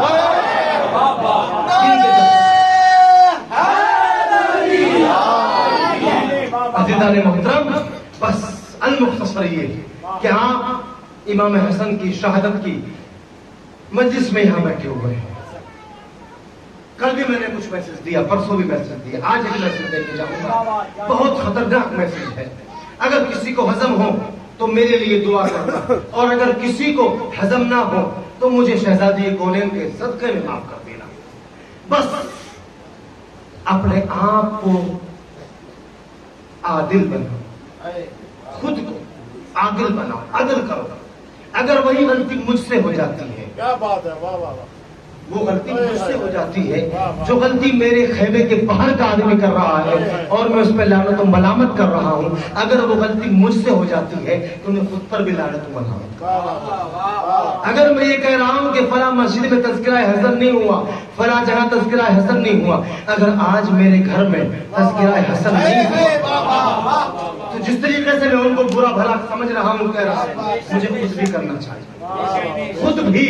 अज़ीज़ान मोहतरम, थोड़ा सा इससे आगे निकलिए। अगर आपने किसी बुजुर्ग की सोहबत इख्तियार की हो तो आपने जरूर देखा होगा, जब हमारे बुजुर्ग औलिया अल्लाह, सूफी, फकीर, पीर, अहले बैत के दर के गुलाम जब कोई नजर का एहतमाम किया करते थे ना, तो अगर कुछ ना हो, अगर तकरीर ना हो, अगर मिसाल ना हो, तो कम से कम 1 रुपया जरूर हुआ करता, 1 रुपया जरूर हुआ करता। और वहां बैठने वाले बच्चों से उनके माँ बाप पूछा करते थे, बेटा क्या सुना है आज पीर साहब से? तो आप जितने साहिब औलाद हो ना, आपसे हाथ जोड़कर गुजारिश, मजलिस के बाद अपने बच्चों से पूछना, शोहर अपनी बीवियों से पूछे, बीवी अपने शोहरों से पूछे, अच्छा आपने मौलाना से क्या सुना है? मसनूई तौर पर मजलिसों में मत आओ। मैंने कल भी कहा था कि अगर यहाँ आए हो ना, यहाँ बैठने के कुछ उसूल हैं, खानका के कुछ फराइज हैं, कुछ उसूल हैं, मजलिस के कुछ फराइज हैं, कुछ उसूल हैं। जब भी मजलिस में आओ, पावुजू होकर के आओ, पावुजू। और जब तक कोशिश करो, जब तक मजलिस में हो, पावुजू रहो। कोई तकलीफ हुई मुझे, मैं किसी का नाम नहीं लूंगा, ना मैं किसी को टॉर्चर करूंगा, मैंने देखा है जहां आप बैठे हैं, ये जगह किसके नाम पे मंसूब है? اس سے پہلے ایک مثال دے دیتا ہوں. آپ نے ایک علم بنانا ہے, یہ علم بنانا ہے. اس علم کو بنانے کے لیے آپ مارکیٹ میں گئے, ایک لکڑی لے کر کے, ایک کپڑا خرید کے لے کے آئے, ایک ریل لے کر کے آئے, ایک زری لے کر, جو جو اس میں لگنے والا ہے وہ سب سامان آپ لے کے آئے. جب آپ اس کو بنا رہے تھے, لکڑی کو کاٹا آگے پیچھے سے تھوڑا, تو وہ لکڑی کو آپ کیا کرتے, جلاتے ہو, کہیں پھینک دیتے ہو عام جگہ پر, کیا کرتے ہو اس کو جا کے پانی میں ٹھنڈا کرتے ہیں یا قبرستان میں جا کے تدفین کرتے ہیں. کیوں؟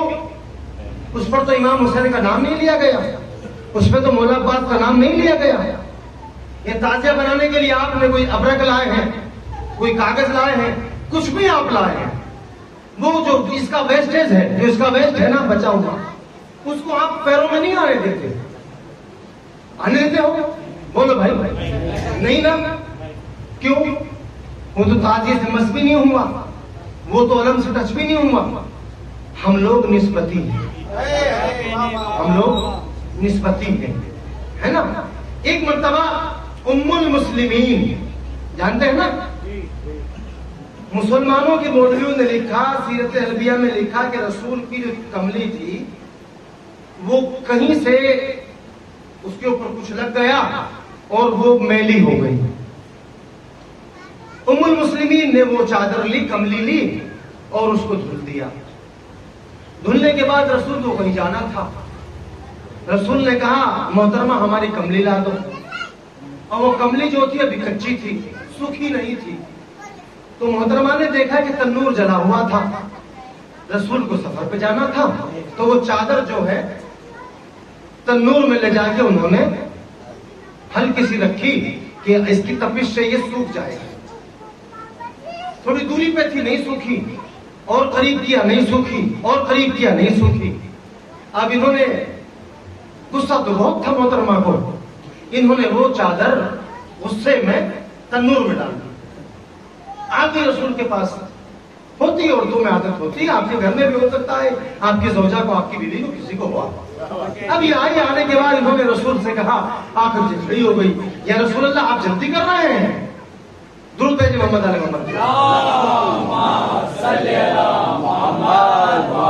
محمد. یہ گفتگو میری بڑی غور سے سنیے گا. اب تک کی جو مجلس تھی آپ نے بہت غور سے سنی, اللہ مولا آپ کو اس کا اجر دے, لیکن یہ گفتگو بہت غور سے سنیے گا. اب یہ خاتون آئی اور رسول سے کہا کہ یا رسول اللہ آپ جلدی کر رہے ہیں, میں اس کو سکھانا چاہ رہی تھی, وہ سوکھ ہی نہیں رہی, کیا کیا کہ میں نے وہ تنور میں ڈال دی. کا کوئی بات نہیں. رسول گئے, روایت نے اس کے بعد جو اب میں پڑھ رہا ہوں یہاں سے روایت نے دو موڑ لیے ہیں. کہ رسول گئے اور رسول نے ہاتھ ڈالا تنور کے اندر, وہ کملی نکال لی. ایک روایت یہ لکھتی ہے کہ رسول نے خاتون سے کہا کہ آپ چادر کو نکال لیجئے. انہوں نے کہا کہ آگ جلی ہوئی ہے, کہ نہیں ہمارے نام سے ڈالیے, آپ ہاتھ ڈالیے, نکالیے, وہ نکل جائے گی. دونوں روایتوں میں لکھا کہ وہ کملی نکل گئی. وہ کملی جب نکلی تو وہ کملی جس طرح دھونے کے بعد کچی تھی, گیلی تھی, اسی طرح وہ جب تنور سے نکالی, آدھ گھنٹے کے بعد, 2 گھنٹے کے بعد, یا کچھ منٹوں کے بعد, اس وقت بھی وہ جوں کی جوں تھی, جیسی ڈالی تھی ایسی ہی اس کے اندر تھی. اب یہ خاتون جو تھی, یا رسول اللہ میں نے اس کو آگ کے قریب کیا, یہ سوکھی نہیں, آگ میں ڈال دیا, یہ سوکھی نہیں. ہوتا تو یہ کوئی کپڑا ڈال دیتے تو وہ جل جاتا. رسول نے کہا لاؤ ہمیں. رسول نے لے لی. اب جیسے وہ رسول نے لی اور رسول نے اس کو ایک مرتبہ دیکھا, اور دیکھنے کے بعد کہا کہ اب دیکھیے سوکھی کہ گیلی ہے. اب جیسے ہی رسول کے ہاتھوں میں جانے کے بعد وہ دوبارہ محترمہ کے پاس آئی تو وہ سوکھ گئی. انہوں نے کہا یا رسول اللہ آپ کے ہاتھوں میں جانے کے بعد سوکھ گئی, بس میں کچھ نہیں کہوں گا, نہ مجھے وقت اجازت دیتا ہے کہ میں کچھ کہوں, لیکن سمجھ لینا اگر معرفت اور نسبت نہ ہو تو رسول کے گھر میں رہنے کے بعد بھی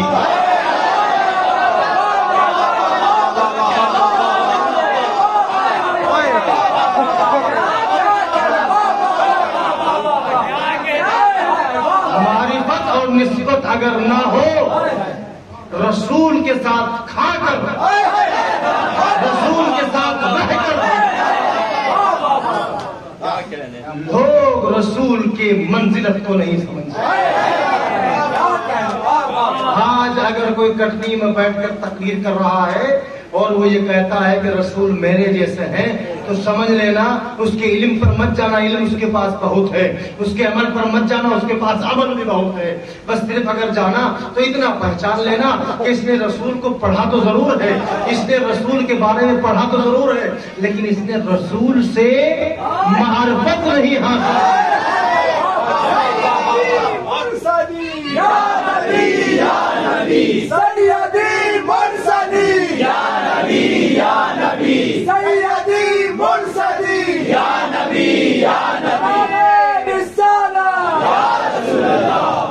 اب یہ چادر سوکھ گئی، سوکھنے کے بعد انہوں نے کہا یا رسول اللہ مجھے یہ بتائیے کہ یہ چادر آگ میں جانے کے بعد کیوں نہ سوکھی؟ جو اچھا ایک پہچان کرا دیتا ہوں، جو نسبتی ہوتے ہیں ہو سکتا ہے کسی کو برا بھی لگ جائے، جو نسبتی ہوتے ہیں معرفت کے لوگ ہوتے ہیں نا، ان کی زندگی میں 3 لفظ نہیں ہوتے، ان کی زندگی میں 3 الفاظ نہیں ہوتے، کیا، کیوں، کیسے۔ کیا، کیوں، کیسے، 3 سے سمجھ جانا۔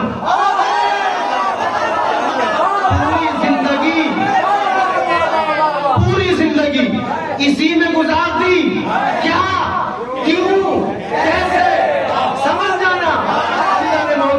جس کی زندگی میں کیا، کیوں، کیسے ہے، سمجھنا کتنا بھی بڑا نمازی ہو سکتا ہے پر نماز کی معرفت نہیں ہوگی، کتنا بڑا بھی عالم ہو سکتا ہے اور باب العلم کی معرفت نہیں ہوگی، کتنا بڑا بھی حسینی ہو سکتا ہے پر امام کی معرفت نہیں ہوگی۔ عزیزان محترم، رسول کے ساتھ سونے والے، رسول کے پاس کھانے والے، رسول کے ساتھ رہنے والے کہتے ہیں یا رسول اللہ یہ ہمارے ہاتھ سے کیوں نہیں سوکھی، یہ آگ میں کیسے نہیں سوکھی؟ رسول فرماتے ہیں کیوں، کیسے، کیا چھوڑ دو، جو چیز محمد اور آل محمد سے ٹچ ہو جائے اس کو نہ دنیا کی آگ ٹچ کرتی ہے۔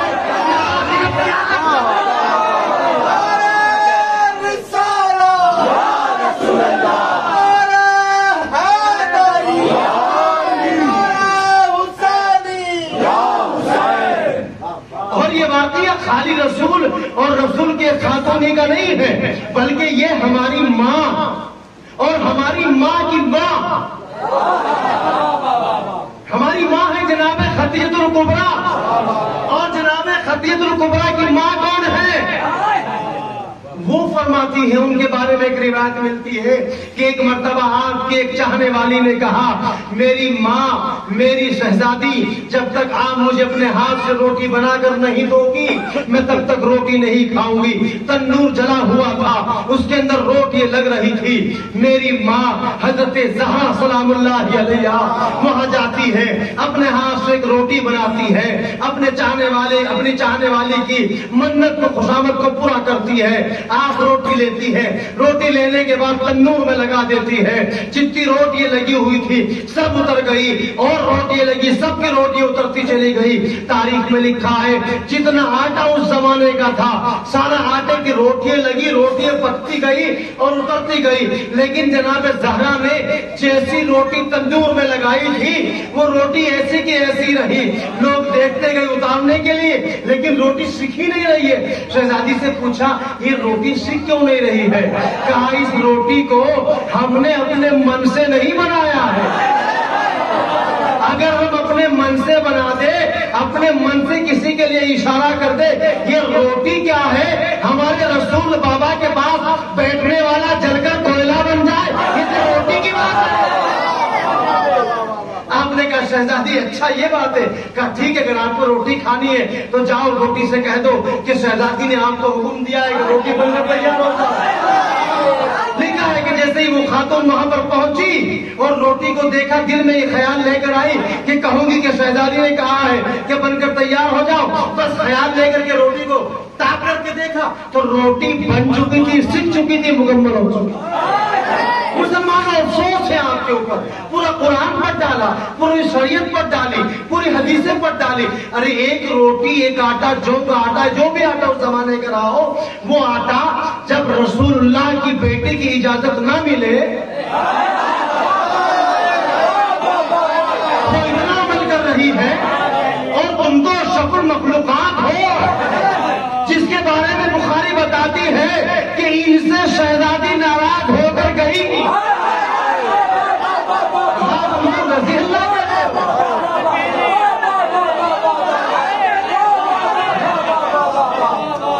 رضی اللہ کر رہے ہو، ہماری مت مانیے، ہماری مت سنیے، حاجی صاحب کی مت سنیے، کسی صوفی کی مت سنیے، کسی فقیر کی مت سنیے، کسی پیر کی مت سنیے، کسی عزادار کی مت سنیے، اپنے مولوی امام بخارا کی سن لیجئے.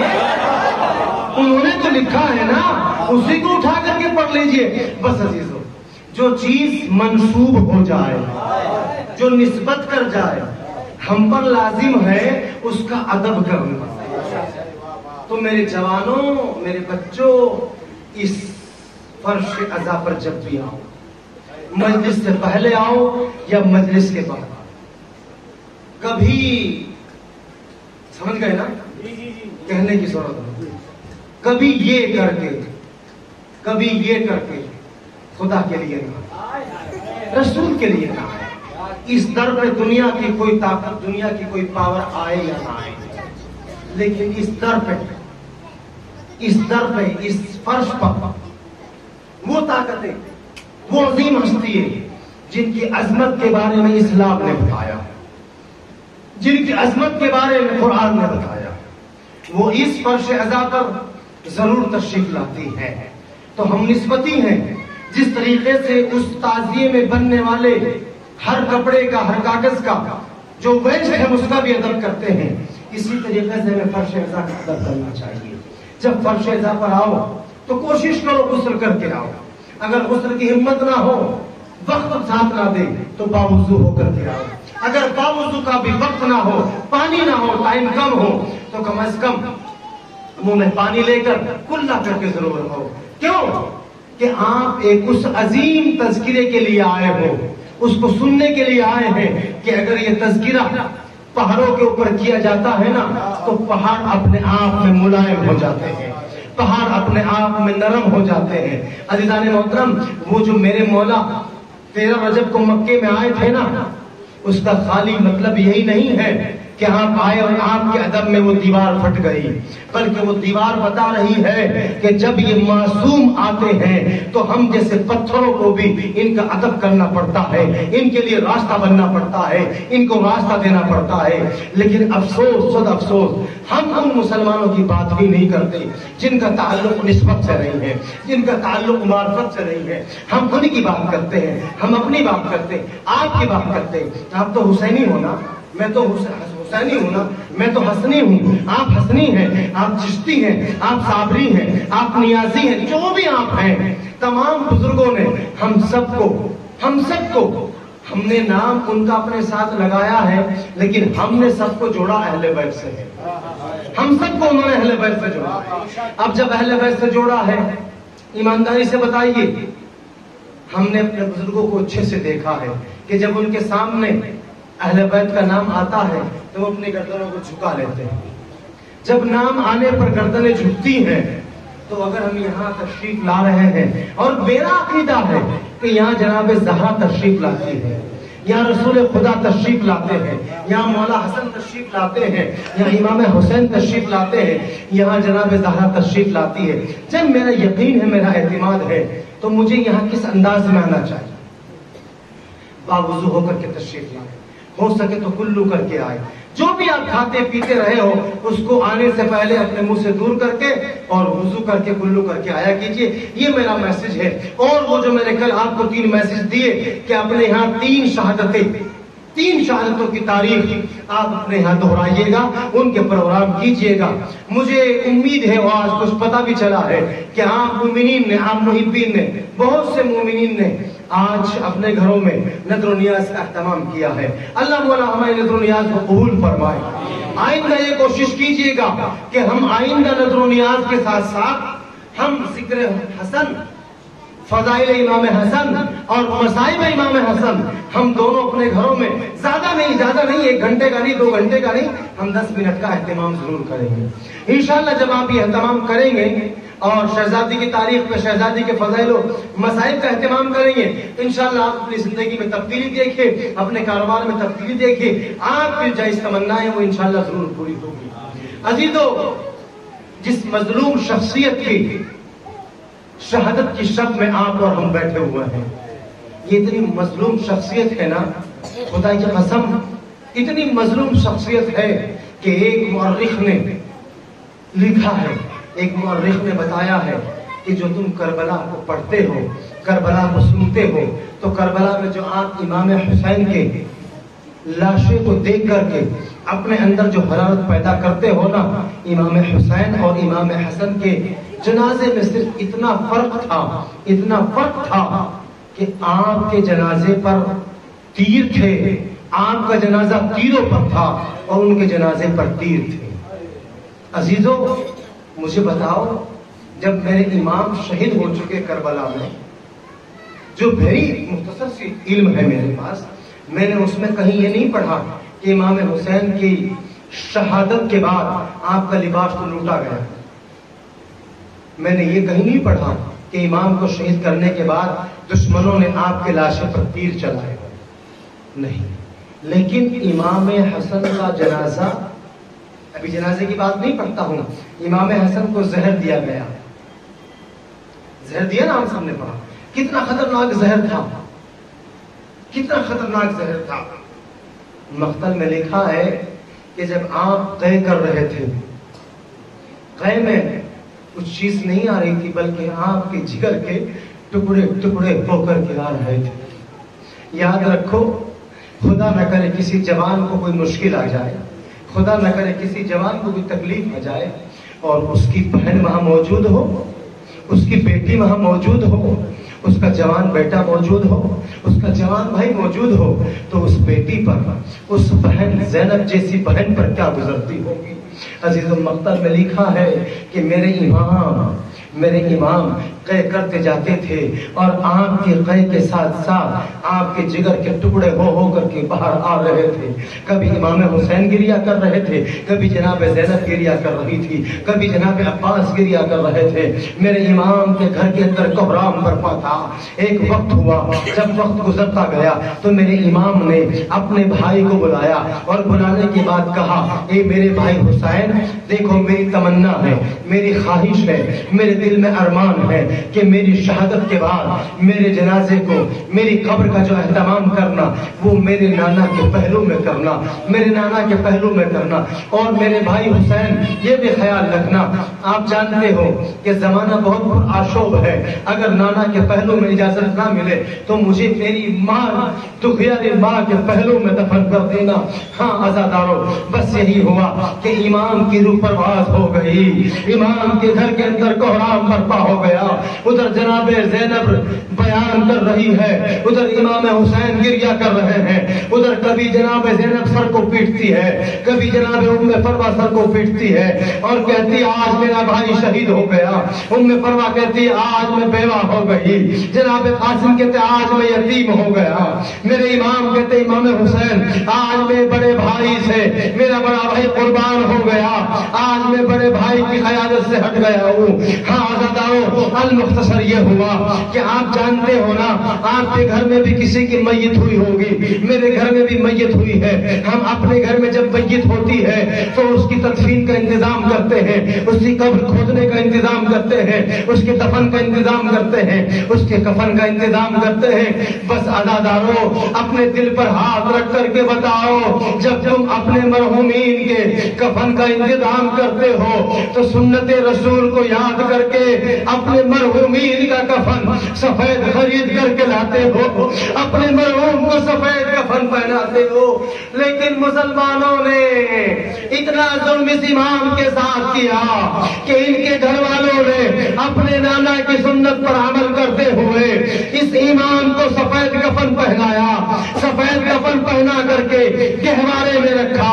ابھی امام حسین اور مولا عباس نے یہ گہوارہ اٹھایا، گھر سے یہ گہوارہ نکلتا ہے، نکلتے ہوئے زینب روتی ہے، کریا کرتی ہے، نوحہ پڑھتی ہے، مصائب میں سر کو پیٹتی ہے، کبھی گھر کے اندر ادھر کوحرام، کبھی ادھر کوحرام، کبھی ادھر مصائب، کبھی ادھر مصائب، یہ گھر سے جنازہ نکل جاتا ہے، سب دیکھ رہے ہیں، جنازہ نکل جاتا ہے، اور جب جنازہ نکلتا ہے نا، رسول کے بعد پہلا جنازہ ایسا ہے، نہ علی کے جنازے میں اتنے لوگ آئے، نہ فاطمہ کے جنازے میں اتنے لوگ آئے، نہ رسول کے جنازے میں اتنے مسلمان آئے جتنے لوگ امام حسن کے جنازے میں آئے۔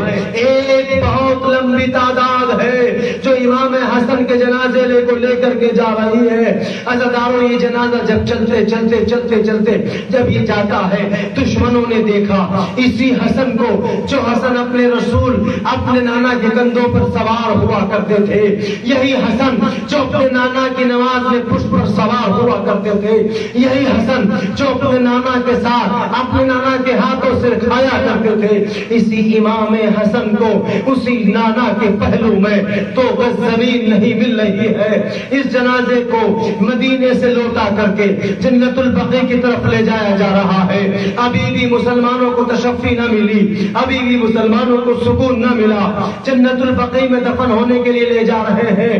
عزاداروں، جب یہ جنازہ جنت البقیع میں جانے لگا نا، مسلمانوں کو سکون نہ ملا، مسلمانوں نے تیر اٹھا لیے، مسلمانوں نے تلواریں اٹھا لی، مسلمانوں نے کمان اٹھا لیا۔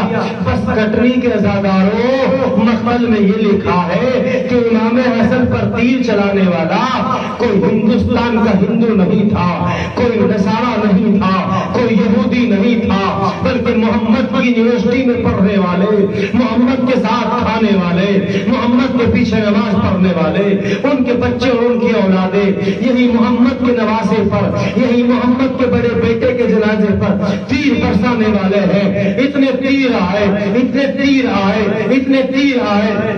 مقتل میں لکھا ہے کہ جنازہ تیروں سے ڈھک گیا، جنازہ تیروں سے دیکھ نہیں رہا ہے۔ عزاداروں، دوسرا ظلم یہ ہوا، اتنا خون بہا، اتنا خون بہا کہ وہ بہن جو گھر میں موجود ہے، وہ بیٹا، وہ بیوی، وہ گھر کی تمام خاتون، جنہوں نے اپنے بھائی کو، جنہوں نے اپنے شوہر کو، جنہوں نے اپنے بابا کو اپنے گھر سے جب ودا کیا تھا گہوارے میں، تو ان کا کفن کا جو رنگ تھا وہ سفید تھا، لیکن جب یہ خون میں کفن لال ہو گیا، میرے امام نے مولا عباس سے کہا، بھیا صبر کرنا، ابھی تلوار نہ اٹھانا، ابھی تلوار مت اٹھانا۔ ہاں، کیا صبر کرے؟ کہا حسن کے جنازے کو واپس لے کر کے چلو۔ ہاں عزاداروں، میں نے بزرگوں سے ایک بات سنی ہے، میں نے بزرگوں سے ایک دعا سنی ہے کہ خدا دو چیزیں کبھی کسی کے گھر میں پلٹا کر کے نہ لائے۔ ایک، کسی جوان بیٹی کی ڈولی جب گھر سے اٹھ جائے، خدا نہ کرے وہ پلٹ کر واپس گھر میں آئے۔ دوسرے، اگر کسی کے گھر سے جنازے کا گہوارہ اٹھ جائے، وہ پلٹ کر کبھی واپس نہ آئے۔ آپ سوچئے، اپنے دل پر ہاتھ رکھ کر کے سوچئے، اس پکے کی ہوا میں بیٹھے ہوئے سکون سے عزاداروں سوچو، جس حسن کی باتیں ہو رہی ہے، جس امام کی باتیں ہو رہی ہے، جس امام کے مصائب پڑھے جا رہے ہیں، اس امام کے جنازے پر اتنے تیر چلے کہ آپ کا سفید کفن کا رنگ بدل کر کے لال ہو گیا، سرخ ہو گیا۔ یہ لاشا واپس آتا ہے، جناب زینب رو کر کے کہتی ہے، بھیا حسین یہ جنازہ کس کا ہے؟ ایک مرتبہ امام حسین گردن کو نیچے کر کے کہتے ہیں، میری بہن یہ میرے مظلوم بھائی حسن کا لاشا ہے۔ زینب سر پیٹ کر کے کہتی ہے، ارے میرے بھائی حسین، میں نے اپنے بھائی کو سفید کفن دیا تھا، یہ شروع کیسے ہو گیا؟ میرے امام ہو کر کے کہتے، ارے میری بہن اس بھائی کو تو کفن بھی دے چکی ہو، کربلا میں حسین کو کفن بھی نہیں دے پاؤ گی۔ یہی حسن کو دوبارہ سے کفن دیا گیا۔ جنت البقیع میں تدفین کر دیا گیا. اجرکم علی اللہ. عزاداروں، مسلمانوں نے نہ تیر چلا کر سکون پایا، نہ جنازہ پلٹا کر کے سکون پایا. آج میرا امام کہ اس قبر کے اوپر نہ کوئی پکا ہے، نہ کوئی سایہ ہے، نہ کوئی چراغ ہے، نہ کوئی روشنی ہے. حتیٰ کہ جنت البقیع میں جا کر کے دیکھنا، جو لوگ حج پڑھ کر کے آئے، جو عمرہ پڑھ کر کے آئے، انہوں نے دیکھا ہے کہ جنت البقیع میں آج بھی ہم سکون کے ساتھ اپنے امام کی قبر پر جا کر نہ زیارت پڑھ سکتے ہیں، نہ نظر پڑھ سکتے ہیں. میرا امام آج بھی اتنا مظلوم ہے کہ ہم اپنے امام کی قبر پر جا کر نہ پیشانی رکھ سکتے ہیں، نہ بوسہ دے سکتے ہیں، نہ قدم بوسی کر سکتے ہیں. بس کٹنی کے عزاداروں، بس حسین و حسن کے چاہنے والوں، بس مظلوم امام حسن کے عزاداروں، اب ہی یہ تعزیہ، یہ روزہ برآمد ہوگا. اس روزے کو یہ سمجھ کر کے چومنا، یہ سمجھ کر کے کندھا دینا کہ کل میرے امام کے لاشے کو، میرے امام کے جنازے کو واپس کر دیا گیا تھا. آج اگر ہم جنت البقیع میں جاتے ہیں، اپنے امام کے روزے کو قدم بوسی نہیں کر سکتے.